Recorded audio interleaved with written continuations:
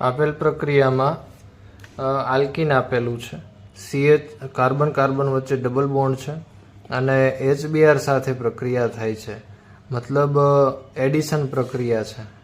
અને એડિશન પ્રક્રિયા માટે આલ્કીનની એડિશન પ્રક્રિયા માટે માર્કોનિકોવના નિયમ પ્રમાણે આપણને નિપજ મળે છે. એટલે કે જ્યાં વધારે હાઇડ્રોજન હોય ત્યાં HBr માનો H જોડાશે અને જ્યાં ઓછા હાઇડ્રોજન હોય ત્યાં Br જોડાશે. એટલે આપણને માર્કોનિકોવ નિપજ મળશે.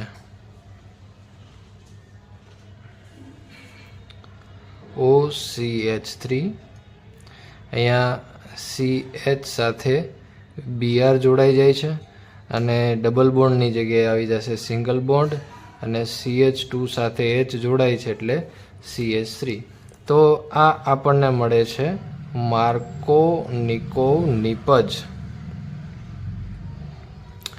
હવે આગળ લખ્યું છે કે કોન્સન્ટ્રેટેડ HBr છે એ એક્સેસ માત્રામાં લેવાનું છે, વધારે પ્રમાણમાં લેવાનું છે અને પ્લસ હીટ પણ આપવામાં આવે છે.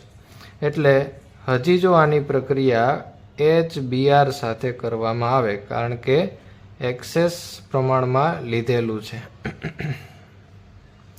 તો હજી પણ આની પ્રક્રિયા HBr સાથે થાય, કોન્સન્ટ્રેટેડ HBr પ્લસ હીટ, તો આ હાઇડ્રોજન છે H પ્લસ એ CH3 અહીંથી દૂર થશે અને ઓક્સિજન સાથે હાઇડ્રોજન જોડાઈ જશે અને હાઇડ્રોક્સિલ સમૂહ આવી જશે.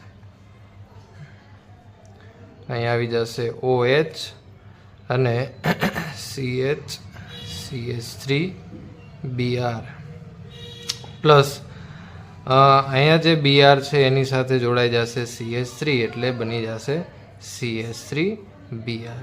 તો આપણી આ મુખ્ય નિપજ થઈ.